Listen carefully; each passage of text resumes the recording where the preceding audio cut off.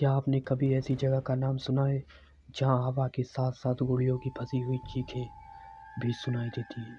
Mexico का island of the dolls एक ऐसी जगह जहां हर पेड़ से एक डॉल लटकी है और लोग कहते हैं कि इनमें से कुछ डॉल सिर्फ हिलती नहीं, देखती भी हैं।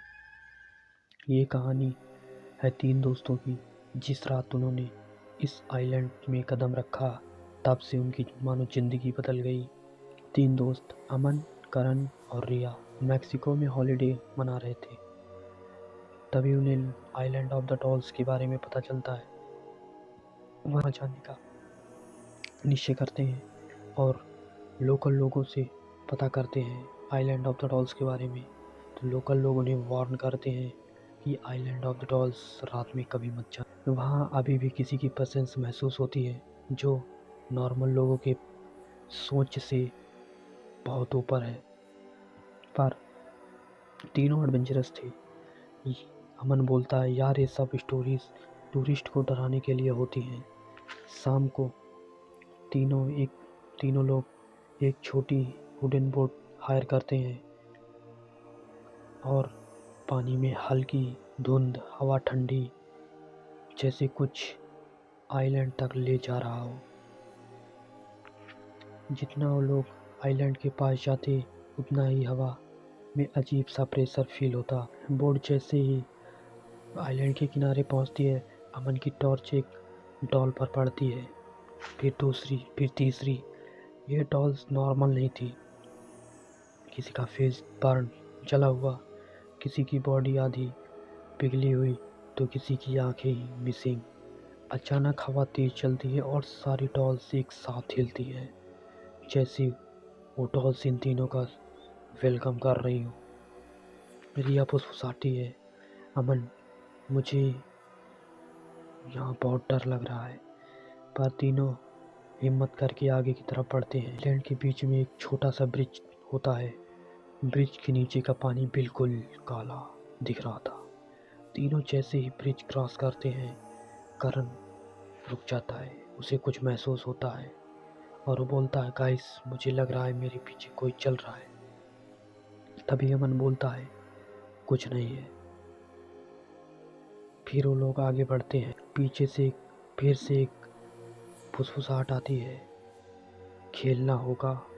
रिया तुरंत पीछे मुड़कर देखती है, पर वहाँ कुछ नहीं था, बस एक डॉल जिसका हाथ पहले साइड में था, अब ऊपर की तरफ हो चुका था। रिया डर जाती है और वो आगे बढ़ने लगती है। आगे कुछ दूर आगे चलने पर एक झोपड़ी दिखाई देती है, जिसका दरवाजा आधा खुला हुआ और अंदर पूरा डार्क। अमन कहता है, चलो झोपड़ी के अंदर चलकर देखते हैं। अमन टॉर्च ऑन करता है। अंदर की वॉल्स पर दर्जनों डॉल्स पेंट होती हैं। किसी की आईज टूटी हुई, तो कुछ के हाथ लटक रहे थे, कुछ के तो ओठ सिले हुए। उनके अंदर एक बोर्ड था जिस पर लिखा था, डोंट गर्ल्स नेवर अलोन। डूबी हुई लड़की कभी अकेली नहीं। तीनों थोड़ा डर जाते हैं। अमन को एक डायरी मिलती है। डायरी में लिखा होता है, मैं डॉन जूलियन मानता हूँ कि ये आइलैंड एक लड़की की आत्मा के लिए है। उसकी रूह को शांत रखने के लिए मैं हर साल एक डॉल यहाँ लटकाता हूँ। पेज के नीचे एक बोल्ड लाइन में लिखी थी, अगर कोई डॉल को परेशान करेगा तो उसके पीछे आ जाएगी। करण के हाथ से गलती से एक डॉल गिर जाती है।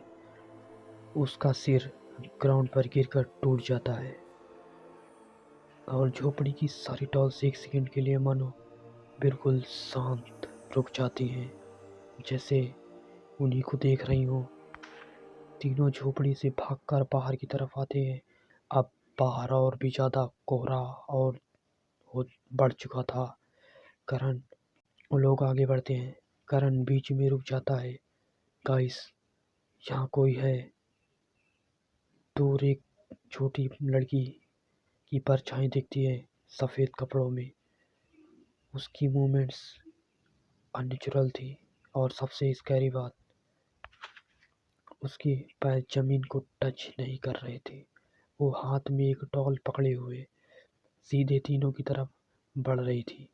रिया बहुत ज़्यादा डर जाती है और रो पड़ती है, अमन प्लीज़ यहाँ से निकल चलो। तीनों बोट की तरफ भागते हैं। हर पेड़ से लटकी डॉल तेज हवा में हिलने लगती है जैसे चीख रही हो। वो लोग बोट तक पहुंच जाते हैं। कोहरा अब थोड़ा क्लियर होता है, पर लड़की किनारे पर खड़ी थी। उसके पीछे बहुत सारी डॉल्स थी, जैसे इन्हीं तीनों को देख रही हो। अमन बोट को पुश करता है।